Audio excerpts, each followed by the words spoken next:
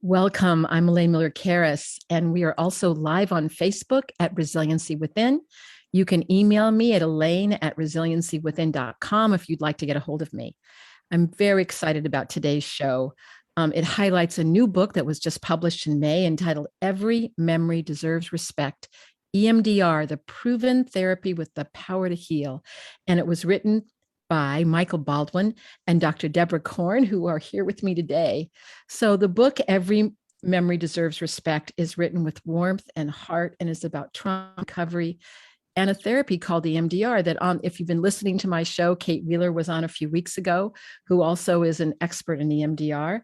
But the authors, Michael Baldwin, a client who experienced transformative relief from trauma through EMDR therapy, and Dr. Korn, who is a leading expert on EMDR therapy, will discuss the circumstances that brought them together to write the book and the nature of their unique collaboration.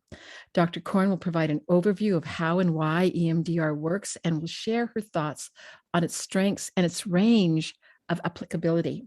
Michael will talk about his therapeutic journey and about the many ways that EMDR therapy enabled him to heal and ultimately re-engage with life in renewed hope and clarity and a firm commitment to self-care. And could I add, you also have written a book about it. That says something right there. And I want to say a little bit more about both of you before we get started. And Michael is an accomplished leader in the communications industry with more than 35 years of award-winning work in advertising. He is the founder and principal of the branding and communication firm, Michael Baldwin, Inc. He also is an author of another book called Just Add Water, which I think I'm going to have to read that one too. An incredibly easy guide for creating simple and powerful presentations. And he lives in the beautiful state of New York. And Deborah Korn, PsyD, is a psychologist, teacher, clinical consultant, and researcher. And oh my, Deborah, you have done a lot with EMDR. I had no idea. She has a private practice in Cambridge, Massachusetts. She's an adjunct training faculty member at the Trauma Research Foundation. And I think this is pretty impressive. She's been a senior faculty member for 28 years. 28 years at the EMD, practically since the beginning at the EMDR Institute. And Dr. Korn has authored or co-authored numerous articles and chapters focused on EMDR therapy. And I have to say, many years ago, when I was first learning EMDR, I heard her on those little video cassettes that we used to have. And you were talking about developing resources, actually. It was a wonderful little thing. And I'm so exciting to actually get to meet you in person since I heard your voice before I knew you. So she's an EMDR International Association approved consultant and is also on the editorial board of the Journal of EMDR Practice and Research. And she presents and consults internationally on the treatment of adult survivors of child abuse and neglect. So welcome, my two guests. And as we get started, the first thing I'm going to ask you is there anything on your mind that you want to say first before we start with our kind of prepared questions that we've gone through? So Deborah, I'm going to start with you. Anything on your mind as we get started? No, I'm just so delighted to be here, Elaine. I'm giving a talk in June in Spain, God willing, at the EMDR Europe conference. And the theme for that conference is resilience. So thinking about talking with you today has got me really excited and really oriented to resilience. So just delighted to be here. Oh my, it's great to have you. And I hope you get to actually go to Spain in person. That sounds like a wonderful trip. And how about you, Michael? Is there anything on your mind as we're starting? No, just really glad to be here and grateful for you having us on your show and hello to all your listeners. Okay, well, so let's get started. So where did the idea of the book originate? Let's start with that. So how did this all come to be? Okay, I'll take the first part of that question. The idea for the book came when I was in the early parts of my therapy experience with Dr. Jeffrey Magnavita. So Debbie was not my therapist. Dr. Magnavita was my therapist. And the first time I walked into his office, I didn't know anything about trauma. No therapist had ever mentioned trauma to me at all. And I had never heard of EMDR ever. So as I learned about these concepts about trauma and EMDR for myself, I started to sort of conceptualize them with the way I do it, with an image and very little text on the other side, in kind of a way to sort of cement my own understanding of these concepts as I was learning with Dr. Magnavita. So I'm a very visual thinker. So I thought, well, maybe if I could come up with a really simple and immediate and really visual way to communicate these concepts, which are kind of complex, if you if you look at any of them or read about any of them in a clinical book, I might be able to do it for the lay public in a really, really simple, very easy and immediate way to understand that was very visual. And so if other people were as uninformed as I was about trauma and of EMDR, it might be really, really helpful for them. So this was the book we created. And so for our listeners, he's showing us the book. And and I'm just going to say it, every memory deserves respect. And you're going to tell us something about the letters of that book. So yeah, it's the same letters as the acronym, but I wanted to give the public a way to remember the acronym with words that were actually in context, but were different words. So it's every memory deserves respect, EMDR. So a little easier to remember. So this is the book that we created. And as I referred to earlier, these conceptualizations of concepts. So here's one. So for those of you that are listening, he's showing us a concept. And if you can explain it to our listeners, what the concept is. Yeah, it basically talks about the fact that frozen traumatic memories are like these things frozen in amber. In this case, it's a 35 million year old flower that's perfectly preserved in amber. So this is about using that image as a way for people to understand how trauma gets trapped in our nervous system. So that's one example of what we call a billboard. There's 60 of them in the book. Here's another one that just talks about how people they get along as long as they can until the trauma and the symptoms just become unbearable. So, well, I just want to say the image in the book is a person holding their hands in front of their eyes.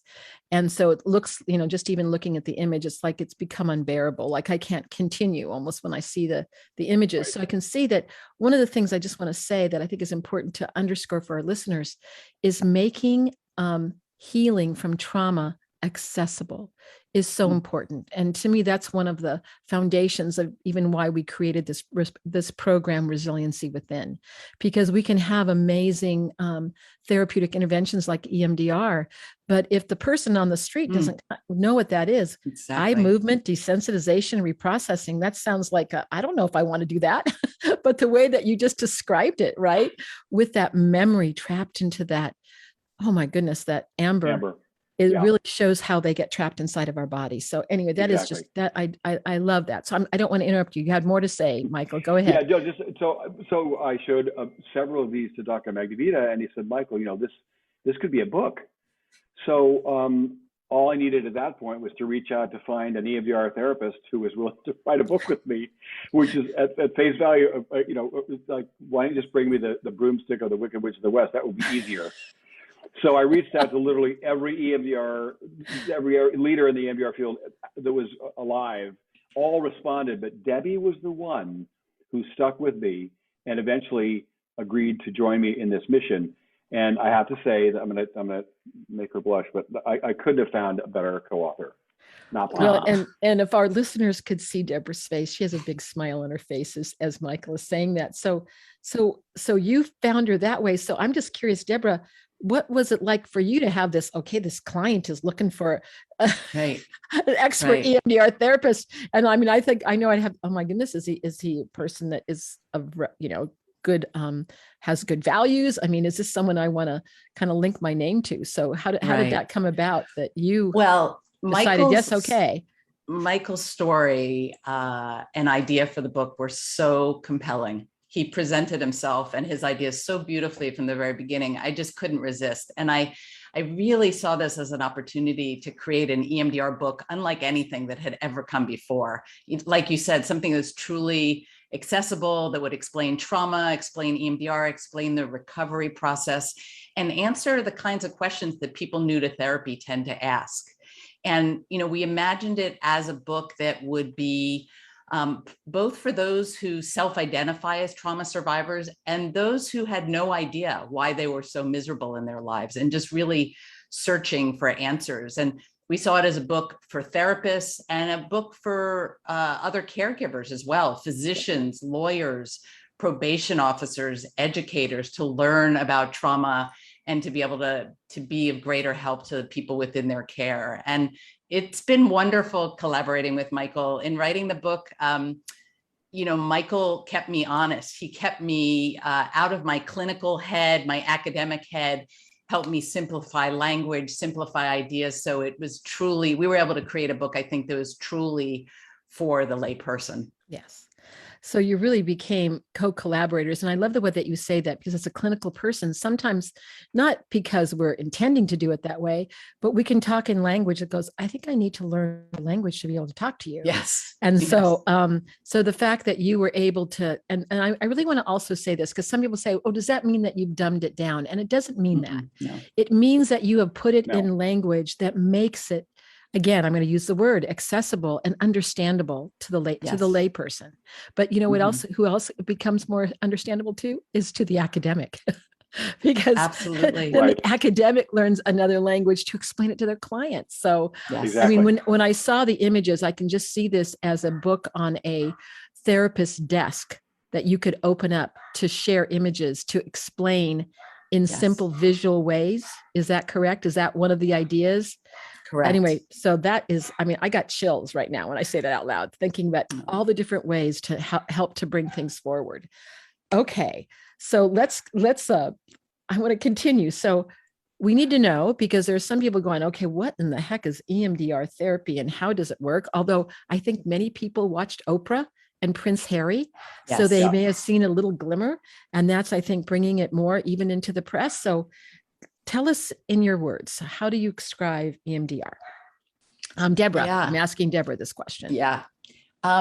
So let me begin with a little bit of Trauma 101 before we launch specifically into EMDR. There's a difference between the way our brain processes a traumatic memory versus how it might process or make sense of ordinary everyday experiences or challenges. We process experiences every day without difficulty.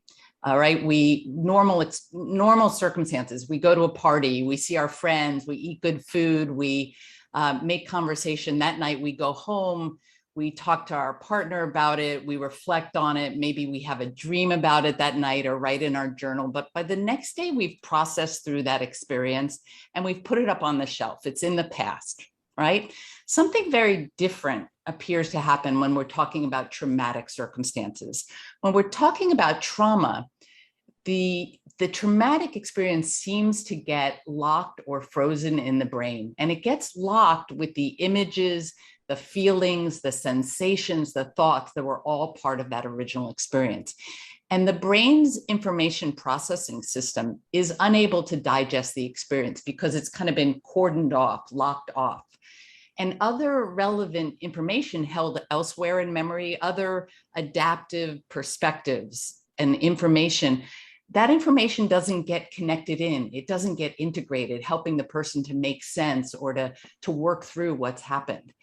Then along comes a trigger, days or months or years later, that activates the memory. And a trigger is something that reminds a person of an earlier traumatic event, a sound, smell, image, a feeling, other circumstances. And suddenly that constellation of experience gets activated and the past becomes present. Suddenly the person finds themselves panicky or frozen or feeling powerless or ready to fight or ready to flee, feeling 12 years old again. An example comes to mind as I'm talking. I have a client who was sexually abused as a child, and her perpetrator died about 10, 12 years ago. She obviously knows he's deceased, that he's buried under the ground. But anytime somebody mentions his name, when she first came for treatment, anytime somebody mentioned his name or she saw anything that reminded her of him, she would go into absolute panic and absolutely start feeling like he was around the corner and was going to come for her again. And then as we did our work in EMDR, she moved to a place where her mind and her body came together, and she truly knew through and through that he was gone. He was never going to come back, never going to hurt her again. And so, going from knowing it intellectually and knowing it in a full body integrated way, So that kind of leads me to the next question, which is how would you explain EMDR therapy to our listeners who may not have a background in therapy? Because as you're describing this person, I mean, oh my goodness, if she hears the name and she has this reaction, she may not have made sense that just the name itself was what was going on in her body and why she was knocked out of her out of her lane and experiencing all those things. Yes. So how, even when you say it, how would EMDR cause that integration to happen? How could you explain so that? let me now tell you a little bit about the process of EMDR and how it works. So EMDR is a memory-focused psychotherapy. It was developed by a psychologist, Francine Shapiro, in the late 1980s. The first research study was published in 1989. And it's based on the idea that psychological problems are due to the failure to adequately process traumatic experiences. And these unprocessed traumatic memories remain in our nervous system, unprocessed, right? And they affect how we perceive, they affect the decisions that we make, they affect reactions that we have, symptoms that we experience. And we don't want to keep cutting back the weeds and having them grow back again, right? Managing those symptoms, struggling with those decisions, and then a day later, a week later, getting triggered again and getting disoriented, having trouble all over again. We want to get those weeds out by the roots. So we search for touchstone memories. We search for the memories that continue to bear influence in some way. So a new client comes into therapy and they say, I'm struggling with anxiety and panic. I ask them to take me to the most recent experience of that anxiety or panic, what triggered it. And then I have them float back, tracking their body, tracking their emotions back to the earliest time or the first time they remember experiencing anything like that. Once we've identified a target memory, an earliest time or a worst time, we activate the memory through a series of questions. What picture represents the worst part? What's the negative belief that comes with it? The feelings, the sensations. And we introduce sets of back and forth eye movements. So I might ask the client to follow my fingers back and forth, or I might have them follow a digital light or a ball that moves laterally back and forth in person or online virtually. And we've also found that other forms of what we call bilateral stimulation work in this process. So alternating tones, right? Wearing headphones that go beep, beep, beep. Tapping, I might tap on the client's hands as they sit in their lap. Or we might have them do the butterfly hug, which is what Prince Harry demonstrated on international television, where we have the clients, I don't know if you can see, cross their arms over their chest and either tap here or tap on their chest. So tap on their shoulders or tap on their chest. On their chest. And so when you say bilateral, can you explain that in simpler terms? Because bilateral means, are you impacting both sides of the brain, right and left? Bilateral simply means that we're asking the client to orient right, left, left, right, back and forth, right? Using both sides of the brain, exactly. And we do sets of this bilateral stimulation, usually last 30 to 60 seconds, something like that. And then we check in. So we say, think about the trauma, follow my fingers. What do you get now? What's coming up? With every set of bilateral stimulation, we ask the client to notice what changes, what comes up, and to report thoughts, feelings, sensations, impulses, insights, more details. And we ask the client to just be a passenger on the train, just noticing the scenery as it goes by, right? We're not asking them to relive it. We're asking them to observe it or witness it. So that means they're not in it, and they're not in it as you're taking them through the process. So then it's not as, because it can be traumatic to go and do that kind of therapy. So when you're a passenger on the train, it's almost like you're one step removed. It's like you're seeing it, but it's not like it's happening to me. And that's one of the most critical aspects of this therapy, that we use what we call dual attention, that at all times the client is grounded and oriented to the present, connected to their therapist and their environment, and they're really observing, they're witnessing, they're not reliving. And, we always say to folks, there's no supposed tos, there's no shoulds, let whatever comes up, come up. And people process fear, they process grief, they process anger. No two people process in the same way. For some people, there's a lot of words, a description. Other people, it's a very emotional experience. Other people, there's a lot of things happening in the body, and we just track and follow what's coming up in the body. But there's opportunities as they're processing to I might invite a client to say or imagine doing what they were never able to do at the time. So to speak to their perpetrator, or to imagine running away, or to imagine fighting back with superhuman strength. So they have a chance to, in a sense, put a new ending on the story and encode that, right? Incorporate that in. We're transforming the memory. So they're going to restore that memory with a new take on it, a new ending. And this seems to be very important. So you're transforming the memory in the present moment. Yes. And because of the way the memory was stored and how you're changing the memory then is actually changing the lived experience now with that memory. Beautifully said, Elaine. Yes. Yes, I couldn't have said it better myself. That is so powerful when that happens. And I think that's one of the synergies, I just have to say, that's connected to EMDR. And we often talk about the trauma resiliency model here because that's where they kind of work together too with that body-centered experience of coming into that present moment. Anyway, I always love just talking about this because I want to ask, what else do you want to say about it? Because there's a question I want to ask about you, but anything more you want to say about EMDR? Yeah, I'll just say just a couple other little things and then we'll hit your question. The distress eventually decreases. We continue with these sets of bilateral stimulation and the distress eventually decreases and the client is able to integrate this new perspective, new information, right? And the goal ultimately is to get to a place where they can think about the experience with no distress and with more positive beliefs about more positive beliefs about themselves, about the world. And they'll still have feelings about what happened, what they've experienced, but the feelings will be much more manageable. And our approach is very comprehensive. We address past and we address present triggers, and we help people reach into the future. So now with this new perspective, this new belief about self, you imagine tackling something in the future. What do you see? How does it look?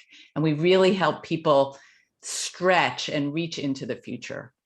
And that's what I always loved about EMDR, because it's not only, it's that integration of the past, but how you are in the present moment and how you can then craft your life in the way that you want it to be without carrying that backpack of the trauma that can weigh you down and not be the best, your incredible self that we know is possible. So, because I have this, Deborah, we just met in the last month.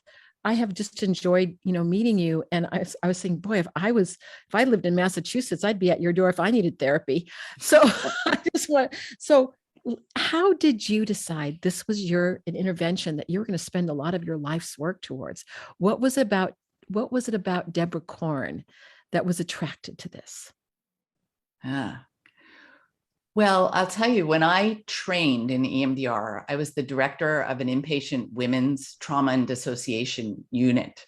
So I was working with women with very severe symptoms, dealing with chronic trauma and abuse, dealing with domestic violence, and, a lot of suicidality, a lot of self-harm, self-injury, hope, and profound hopelessness. And I brought EMDR into this unit and started using it the day after I got trained, which was a little naive, but that's who I was. And that's what we do when we're young. Right. Yes. Right. And it was the early days of really, it was the early days of trauma treatment. We were still figuring out a lot of things. But I started seeing incredible transformation in single sessions. People who had struggled their whole lives with post-traumatic stress symptoms, with depression, in a couple of sessions, I was seeing a dramatic reduction in those symptoms. And I had never seen that with any other therapy that I had implemented with clients before. And that's why I went into this field. I went into this field because I wanted to end suffering and I wanted people to be their best selves. And, that's what I got to see from day one with EMDR. Yeah. So it was really powerful and empowering for you. And Yes. also, I think, for those of us that are therapists and, working with people that have trauma is when you see that glimmer of hope. Yeah. It's just like the well that brings us, to the same drinking place together. So we're sharing that hope. So thank you for Yes. sharing. I mean, I can just imagine how it impacted that treatment center forevermore. Well, we used to laugh because once we brought EMDR to the unit, the word spread very quickly. So new women to the unit would hear about EMDR, and people were talking about the dramatic shifts that they were experiencing. And women would come to me and say, I'll have what she's having. I want to taste that.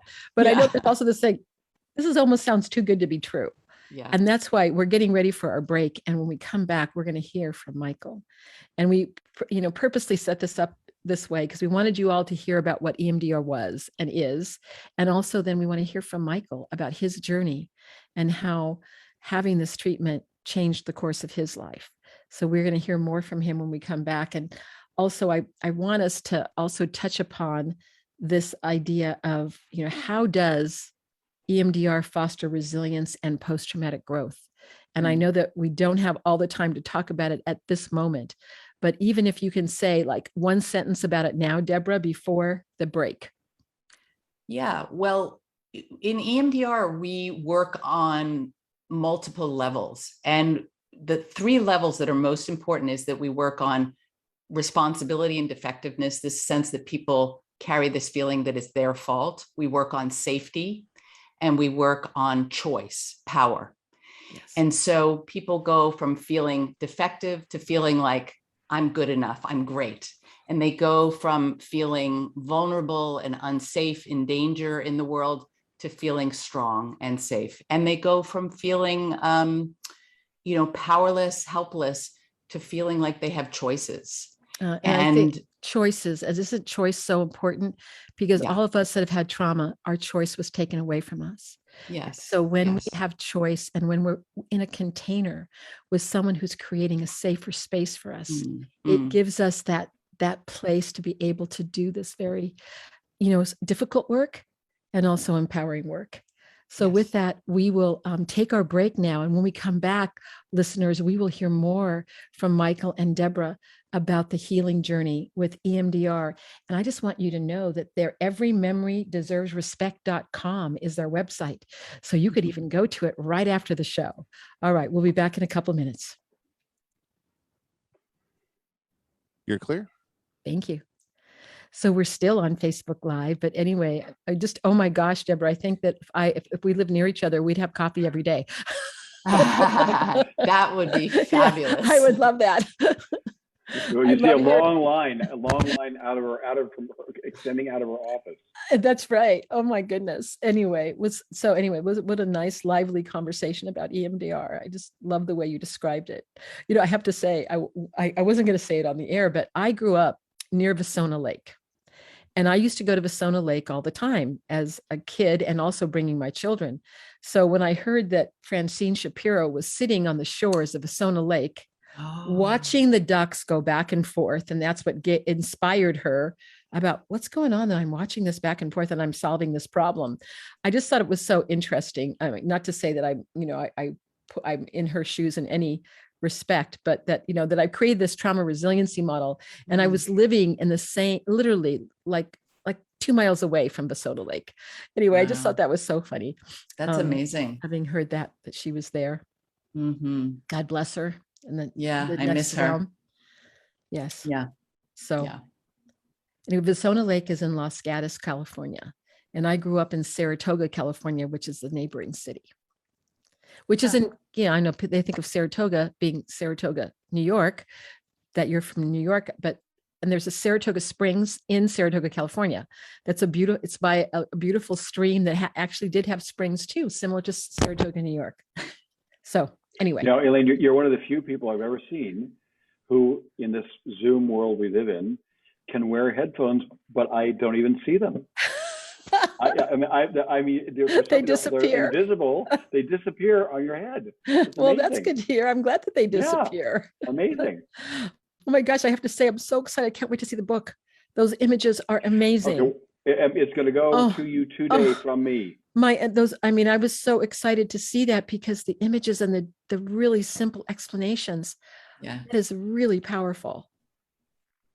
Oh my gosh. Yeah, they're beautiful. Oh, that is just beautiful. I'll give you one of my and so our and I know our Facebook listeners, I'm not quite sure, he's going to tell us when it's time to come back.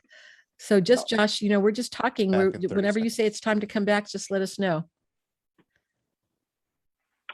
One of my favorites. They all are, but oh, children learn to hide the parts of them. I know.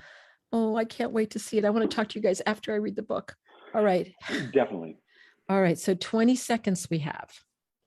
So we're going to jump to, you're going to ask Michael about his. So then I'm going to just we'll come jumping back, and then I'm going to jump into Michael's questions.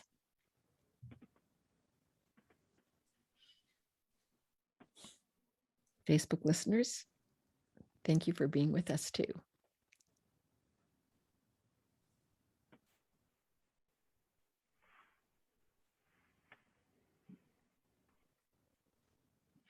We hear the music start again, which I'm not hearing yet, but we will shortly.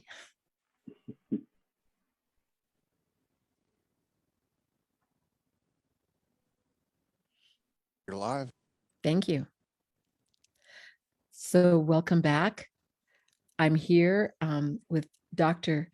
Deborah Korn and Michael Baldwin, and we are going to continue our discussion about the healing of EMDR and their new book, Every Memory Deserves Respect. And remember, their website is everymemorydeservesrespect.com, where you can get more information from them. So, Michael, I have some questions for you now. And so we're going to just segue from talking about what EMDR is and the beautiful explanations that Deborah gave us. So let me start with, I understand you sought help many times prior to starting treatment at the age of 61 with your EMDR therapist, Dr. Magnavita. So can you share a little bit with us about your trauma history and about the ways that you have struggled psychologically over the years? Sure. I suffered various forms of trauma or PTSD. So I had physical trauma, I had emotional trauma, I had sexual trauma, and I also had what Dr. Magnavita called willful neglect, which started when I was a baby, pre-verbally. So a lot of bad things happened to me, but there was no one to go to for help, because the people who should have been there to help me were the perpetrators, so they were the problem. So that wasn't, there was no place for me to go. I couldn't form any healthy attachments to either of my parents. And I had a bully in the form of an older brother at home, and I had a bully at school. And for anyone who's listening, who's dealt with bullying in childhood, like I know, that it's basically living in a state of terror all the time because you never feel safe. I was very hyperactive as a child. I was what my mother referred to as accident prone. So I had 6 or 7 concussions right here. It seemed to always be in the same place on my forehead. On your forehead? Yeah. I'd fall down all the time as a young boy. And my parents were so kind of misattuned with me, with my inner life, with my inner state and my needs. Their solution to that problem was just to tape a big piece of industrial strength carpeting to my head, which looks kind of comical in pictures, but I'm guessing it didn't make me feel like I fit in with my other friends at the time. I'm sorry. I thought you were using a metaphor. They actually taped. No. They taped Oh my goodness. Yeah. So at 3 years old, I was walking around with a big piece of industrial. Oh my goodness. So that taped to my forehead. Yeah. So I struggled beginning in the pre-verbal stages with being alone and being isolated. I was kind of a hypervigilant internal mental state, so I was kind of a short-circuited brain. I couldn't read. I had to go to a special reading school after my normal school day. I had a math tutor and a reading tutor both on the weekends.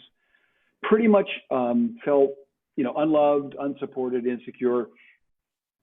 And the worst part was a conviction or a belief that I had that would just be worthless. So when all that sort of conspired together and became intolerable, I just disconnected and started to develop a fake or a false persona. And that was sort of locused around status and becoming like what I would call an achievement junkie and a workaholic. So all that was designed to compensate for this deep-seated belief that I was worthless. So it's just all compensatory. And could I ask one question? Because you said Sure. something in the beginning that I remembered, and that was that you didn't think you had had trauma.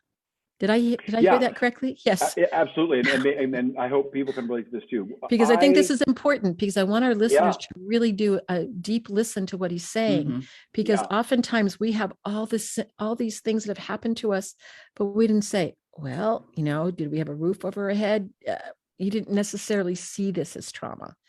No. In fact, I had, over the course of 22 years, I'd seen 7 different therapists, and none of them ever mentioned or used the word or talked about trauma. And only when I met Dr. Magnavita did I find out for the very first time about EMDR, which I'd never heard of. So I just want to apologize to you as representing a therapist.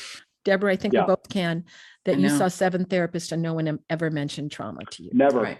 So, but there was a breaking point. What happened to have you seek treatment? When you said you had built this persona, what was it that said enough is enough? Well, I was on this sort of self-constructed compulsive treadmill of goal set, goal achieved, status and achievement, and an obsession with status and symbols and all those things. And the breaking point was when I lost my high-powered, high-paying job in advertising. And all of a sudden, I felt like I just went right off a cliff. And, because the job and the career that had defined me, that literally defined me for me, was gone. So I became frozen. I felt like I was out, sort of stuck in neutral. I couldn't get out of I felt just frozen. I couldn't do anything. And this comes from, decades of believing a compulsive goal set, goal achieve lifestyle. So it was totally foreign to me. So I sold my apartment. I sold everything in my apartment. Fear, anxiety, helplessness just got worse over time. And on a really bad day, I would feel like, okay, that's me. It's going to be me in front of the drugstore on the sidewalk, homeless and penniless, in the city of New York. And, I guess the lowest, at the very low point, my sister, I'll never forget it, told me on the phone, she said, because I was pretty much at wit's end. She said, well, are you serious about getting help and getting better or not? And she's the one that recommended Dr. Magnavita, who was 110 miles away from where I lived in New York City. And her point was, who cares? What difference does it make? If you're serious, then you're going to engage with Dr. Magnavita. Can I just ask for a question? Oh my goodness, you had a sister. So your sister was someone who sounds like she cared about you. Yeah. Yes. Yeah. So you had your sister in your life. Oh, thank goodness that she said that. 110 miles It's funny, away. Elaine, it's funny you should say that, because I went through a period as a boy, and I have several pictures where I went through a phase where my sister's name is Jennifer, where I wouldn't go to anything or do anything if she didn't go with me. So she was kind of in a dual role as being my sibling, but also kind of being my, in a way, protector. So I was, grateful to have her. And I was just about to say, thank goodness you had her. I'm so that gratitude, right? Because that's, one of the things I want to say to our listeners right now. I just want to put something in, I know some of you, this is a hard story to hear. And some of you have lived this story and lived components of this story. And I want you to remember that sometimes there's a sister, sometimes there's someone, and maybe that was a person that, even with everything that happened, that kind of like, oh, thank God I have that anchor. Just like you said, I wouldn't go anyplace unless she was there. So right now, I just want to invite our listeners that maybe there is a person like that, because there's really good research coming from Dr. Christina Bethel at Johns Hopkins that talks about positive childhood experiences. And so there can be some, even amidst the weeds. I'm going to use your weed metaphor. I often use that too. And so just to remember that right now, if any of you are going, oh no, I'm going back to my past, but remember some of those maybe people or things that you did that may have helped you through. Because Michael, oh my gosh, and your sister's name is Jennifer. Thank you, Jennifer. I'm going to say it right now. Yeah. Thanks to her. But so I want to get to the next question. This is so important because our listeners need to hear, what impact did EMDR therapy have on your life? How did it change you? How did your life change? What happened as a result? So over to you. We're really interested in this answer now. Yeah, it's sort of like the simplest way I could say it is I had a life that was completely driven by trauma. Yeah. And, when after 2 years with Dr. Magdavita, the first thing that went away was sort of faded away, was this false persona. So I was able to start to live and behave and think and interact in an authentic way. The goal set, goal achieved compulsion, that went away. My complete and exhausting obsession with status and achievement, and I mean that in in the strongest, I was an obsession, that went away. In fact, I look back at my previous self and I don't recognize that person. Intimacy came into my life not just, in many ways. So starting with friendships that I'd had, which tended to be kind of superficial because my caregiver primarily didn't have, I had no healthy attachments. So they were very fragile. So I figured things like, you can never fight with a friend, because if you have a fight with a friend, I'll lose the friend. And I've since learned that conflict in relationships are a huge part of relationships and keeping them honest and keeping them healthy and strengthening the relationship. So, that's one form of intimacy that came in. Dating and intimacy are no longer panic-inducing, anxiety-provoking situations. So I've started to sort of explore that path in my life. But I had to say the biggest thing, Elaine, the biggest gift of all was having had a brother who was my tormentor, seriously a tormentor my whole growing up. I mean, through high school. And having been estranged from him for many, many years, thinking I would never see him, I would never speak with him ever again.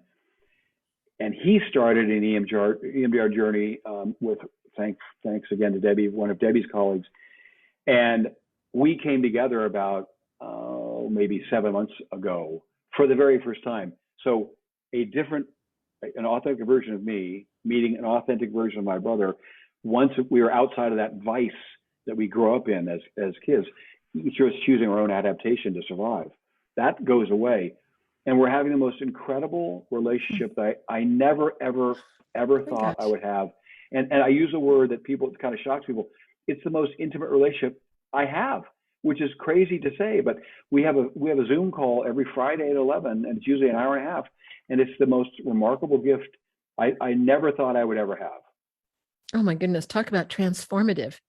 Yeah. Right. That you could be with, and I imagine he must have had his own set of traumas too from the family you described. Yeah. And that was when we first started talking, finding out the common ground that we shared developmentally in our household, which was a complete revelation. I mean, things like, wait a minute, did you just say, and wait, hold on a second. You mean to tell me conversations like that early on that were just remarkable? Well, you know what I'm also really feeling from you right now, I don't want to say something that's not true, but the word that keeps popping in my head is compassion. That there was a compassionate way that you were looking at yourself, Yes. that you could also look at him. And that Yes. just gives me chills in my arms as I say that out loud. Yep. And that 100%. meaning came out. And if it hadn't been for the EMDR journey and the way that the memories were processed, and that he also for both of you, and that your journey, isn't that interesting how your journey of healing led to his journey of healing? Correct. And Deborah, I'm going to say to you, you were also a conduit of finding, saying, oh, here's a person, or here's a person. And Yes. And Michael just put his hands together, almost like in prayer. And, it's like, well, Elaine, I have to tell you, there are 36 people like my brother who are now seeing EMDR therapists that Debbie has referred them to, all of whom are having unbelievable experiences. One of whom had gone through talk therapy for 10 years, finally cut the cord, and is seeing an EMDR therapist that Debbie recommended, and having, once again, unbelievable experiences. So I'm up to 36 people now. Oh my gosh. And now with the book, you're not even going to know how many people, because when you write a book like this, you don't know who reads it, who may never reach out to you. Exactly. Yep. And so, but I just want to say, it's going to be important for me to ask you this question.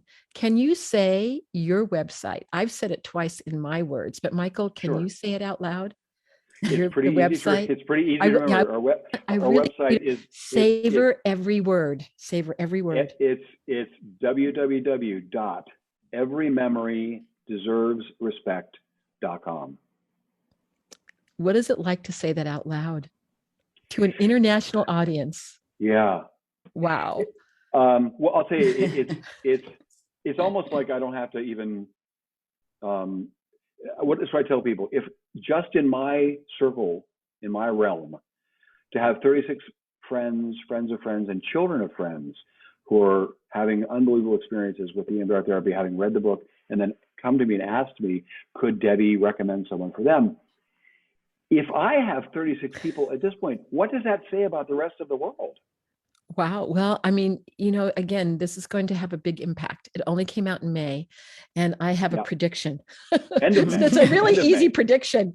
A lot of people are going to know about this book, and a lot of people are going to have healing from this book.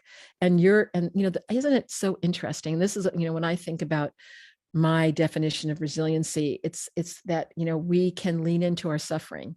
And then we can lean out of our suffering, and we can also see what else is true. Even when you say, talking about your sister, Jennifer, who was always there for you, it sounds like, but also now having a brother who you now can lean in together, and that you can, create, oh my gosh. And he's showing us some pictures of the siblings together. But now does it have a different experience for you as you look at the photo? Well, the photo, I'll describe it to your listeners. It's myself. Yes, please describe it. Myself at age 3 with a pair of Madras bathing suit and a t-shirt on. My sister with her little one-piece bathing suit sort of pulled down to her waist, and we're putting on suntan lotion. And we look at this picture now and we say, what were we talking about? What was the conversation we were having at that moment? But no, she was my savior. And I also should mention, my mother's mother was also a savior for me as well, because I knew that she cared, she loved me, and that was another godsend.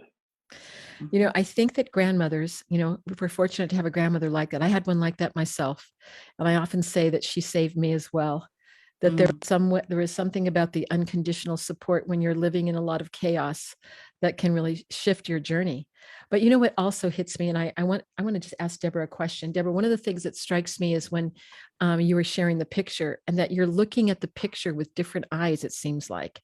Is that also something you see with EMDR, that you can look at past moments in history and see what else is true? Oh, yeah. Other than, can you talk a little bit about that? Just because I think that would be important for our listeners. Yeah, I think, Elaine, you were talking about compassion just a moment ago. And I think the biggest shift that I see for people is they look at the same images that we started with, the same images that initially brought up shame or fear or self-judgment. And by the time we finish engaging in this process together, they look at that same image and they feel pride about their survivorship, or they feel deep compassion for what they endured as a child and respect for how they survived. And they feel energized, where in the beginning they look at the image and they feel frozen and immobilized. Just like they did as a child or at that earlier time, they now will look at these images and they feel compelled to go out and help other people, help themselves, fight for justice. They feel mobilized. So that kind of transition or transformation is really what it's all about. Well, and you say something, I was talking to some therapist earlier today, and one of the things I think is important about what you're saying is that I think that mental health therapists and their clients, social justice can come into the equation. I mean, in social justice about change, those 36 people, Michael, I mean, they have a different way of living their, and talk about, when we've had inequities in our childhoods, when we've been treated in such unjust ways. And oftentimes, trauma of our parents. And then that gets perpetuated in us. But then there's these moments of transformation personally, but then the possibility of it in the world. And I think about this book and just the images that I've seen so far of how transformative even the images might be for people with the simple statements about what trauma is. This has gone so fast. Oh my goodness. I'm going to have you two on again. Because I think there's more to talk about. Yes. But I want to just say, I want to ask you each if you can give us a final message that you want to convey to our audience about what is important. And Deborah, I'll have you go first, but I would love for Michael to have the final word. I think final message, I would say, come as you are. Yes.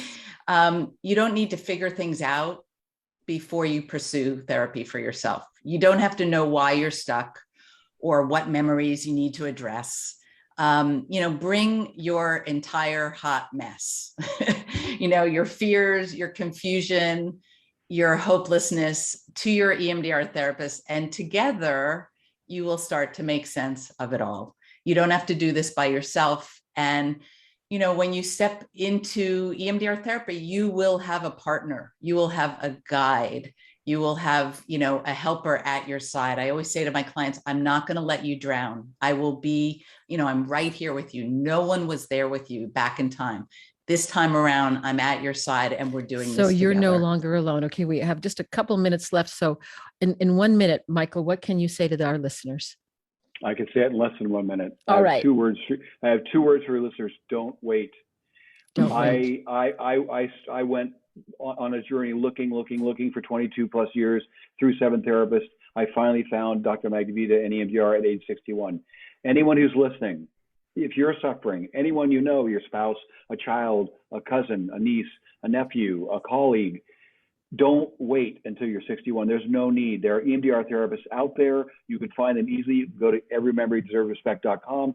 On the landing page, you can click on Find a Therapist and get the work, do the work, and then go on with your life. Yes. And what a meaningful life that I'm hearing from you, Michael. So I just want to say as we end, thank you both so very much. And Michael, thank you so much for being courageous, for gaining this strength inside of yourself to be able to talk about your journey. And listeners, if you've had the same kind of experiences, maybe different, a little different, but remember not to wait. Part of the mission of Resiliency Within is to remembering what else is true in your life, remembering the Jennifers, the grandmothers, maybe there was a teacher, but also maybe if there wasn't, there can be someone now. And when Deborah said, I can be that guide, that if you can find a really good therapist to be in relationship with, they will embrace you and help you through that journey, and that you are no longer alone, and that you can create greater safety in the world for yourself. And look at that, Michael has at least 36 and probably more after today. So we'll see, Michael. So anyway, thank you so much. And this is Elaine Miller-Karas signing off for Resiliency Within. We'll see you next week. We'll be talking with 2 wonderful nurses who will talk about the moral injury of being a nurse right now and how to cope with what's happening with them as a result of COVID-19 and seeing the suffering and the death they've experienced, how to get through. All right. Thank you. Till next week. You're clear. Thank you, Josh, very much. Thank you so much for your help. You all have a wonderful week. All right. Thank you, Josh. Thank you, Josh. All right. We're still on Facebook Live. I haven't disconnected. So, I know that last 4 minutes come up fast, don't they? So Wow. The whole thing was a blur. So fast. I told you that this happens. I had a feeling with us that we would have more to talk about in the future. So, Elaine, I want to just add one thing to what you were just saying about let Debbie or let you or let your therapist be that person. So in the acknowledgments of the book, I have just one sentence for Dr. Magnavita, which is to Dr. Jeffrey Magnavita. Thank you for being the champion that I never had.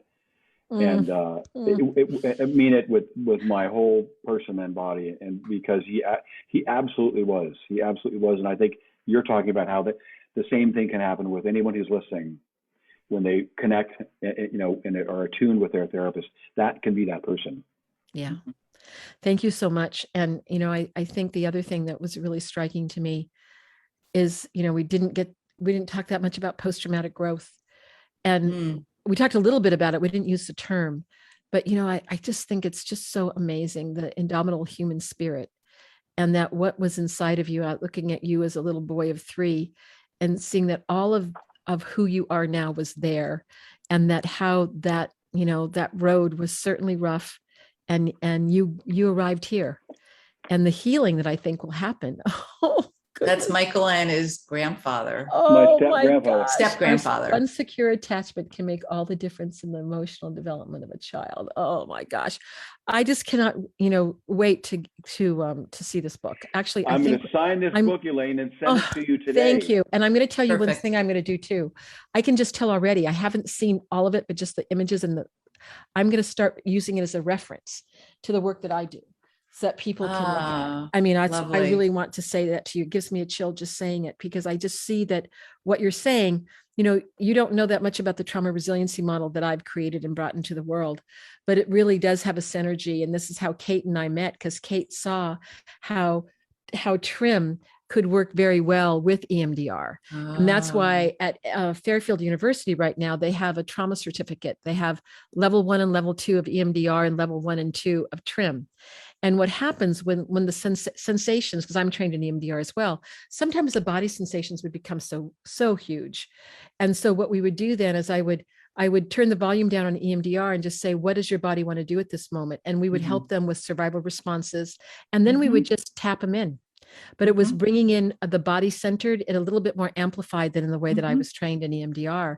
And so we've seen that bringing the two together actually is quite powerful, and also very helpful. We don't have research on it yet. We will at some point have the research about the integration. And of course, when I learned EMDR way back in the 2000, I mean, it was like, oh, do not do anything but the protocol, right? It was very strict. And if you've been there for 28 years, you know that was the case. Yeah. And actually, the first thing I listened to you that you did was a little bit different. It was there was some added to, which is what I liked about the, what you had to offer. But I think now, I mean, God bless her, but I think there's a lot of generativity happening with EMDR about the integration that can happen between different kinds of things that can actually potentiate it as well. So, so I just wanted you to know that. I mean, I'm very respectful of EMDR and feel in fact, I will tell our listeners that don't know this either. So Don Dorsey, who you knew, who passed, now about a year and a half ago, he was a fabulous psychologist, Michael, here in Los Angeles. And he was like the go-to person. He had the most gentle, kind, amazing nature. And he was a giant. He was really tall. Huge. And he lived up in Topanga Canyon, and he had EMDR consultation groups. So I joined his group, and in that group, it happened. So he would be doing EMDR with someone, and I would see this huge body piece come in, and I'd say, oh, Don, there's this huge body piece. He goes, Elaine, go ahead. What would you do right now? So he would have me start to do a body piece with the EMDR, which of course was completely not kosher at the time. But he said, no, let's see what it works. And it was really powerful. And so from that, he would say, Elaine, you do really well teaching this. And at that time, honestly, also listeners know this, that I didn't really believe in myself as being able to teach something, right? But he goes, Elaine, you can do this and you can do it well. So if it wasn't for Don Dorsey, which is our connection, Deborah, I don't know if I would be doing this right now. Wow. Because he was a guide to permission and invitation. Because I did a lot of EMDR work personally with him because we did that for certification, right? And I would just remember that one piece similar to you, where kind of these pieces of the childhood came together, right? And it was this not being good enough with a very stern mother who was very critical. And all of a sudden it just dissipated. It just went away. And it was that feeling of, oh, Elaine, honey, you were good enough. And it's going to be okay. You're going to grow up and it's going to be different, right? It was like that really sweet moment that can happen in EMDR. But I really think that, Don Dorsey was such a conduit that for me. And so he encouraged me to do my first integrated consultation group with EMDR therapists with what I was conceptualizing at the time. And that grew into the trauma resiliency model. that now is Wow. literally, we're, like in over 100 countries, and it's like spreading, really like wildfire, kind of how EMDR did. We're a little bit behind, but we're doing similar things. But I think it didn't hit me until we were talking today Yeah. about the generativity of Don Yeah. Dorsey and EMDR and Yeah. what that meant in my own personal life and what Wow. has come from that, which I think is part of what you're talking about, Michael. Yeah. Yeah. And that really did come partly from EMDR, I can say. So Elaine, you've got a living practice right now, correct? I no longer have a private practice because I have to you don't? say no, because when I started the Trauma Resource Institute, it just exploded in ever since I wrote my book, Building Resiliency to Trauma, it just exploded. And so we, went from just being a couple of us to now there's a big staff, and I've stepped away as being the executive director. I'm now the director of innovation and the ambassador. So I do a lot of the speaking about it and doing things in the world about it. And I still teach the trauma resiliency model and the community resiliency model. So we have a model that teaches the natural leaders of communities how to bring biological base, which sound very similar to what you've done in making things accessible. So they teach them as a set of wellness skills, and that is really becoming it's becoming very popular right now, especially at the time of COVID. And we have a lot of fabulous researchers at Emory University and other universities that are doing research, finding that it has a statistically significant reduction in traumatic stress symptoms, depression, anxiety, increase in wellness factors. So, has the research been published, Elaine? Oh yeah. We have a lot of research that's been published. Yeah, I'll send it to you. And in fact, I'm so excited that we just have send me everything. Sunday. I'll send you everything. But on Sunday, one of our young people is one of our CRIM teachers, community resiliency model teachers in Rwanda, has just come over to the United States and is starting his PhD at Loma Linda University. And he just had his first publication of the community resiliency model with survivors of the genocide that was published on July 31st. Wow. So yeah, it's been quite a journey, just like the journey of EMDR. And it continues to be that way. So I asked the question because it's like when I first met Debbie, I mean, I said, I said, Debbie, I just talked to you. I just wanted to be one of your clients. No, because both of you have this unbelievable, immediately sensed compassion and empathy, and your voices, and it's just, I'm sure when you were practicing, I'm sure every one of your clients knew that and benefited from it. I had a very wonderful practice. I still keep in touch with many of my clients, and they send me emails and all sorts of things. And there's a couple that I still see, but it just became impossible in terms of, when we have these kind of missions that were given to us that we didn't know that we were going to embark upon, right? The post-traumatic growth. Sometimes your life goes into another direction. So, one of the, I've had so many amazing opportunities to meet so many amazing people in the world and to bring this forward in different ways, including meeting the two of you. And so whatever way that I can in helping people understand that there are so many different avenues for healing, I mean, that is part of my mission. So it's so great to have both of you. So it's so great to be on your show and to meet you. Just lovely. Well, so enjoyable. I'm hoping that we can touch bases again. So, let's touch base in about 6 months just to see how things are going. I'd love to have like a postscript. Oh, we have, the book's been out there and this is what we're learning. I bet you're going to get a lot of interesting comments coming to your website about. And also, Elaine, let us know what you think when you finish the book.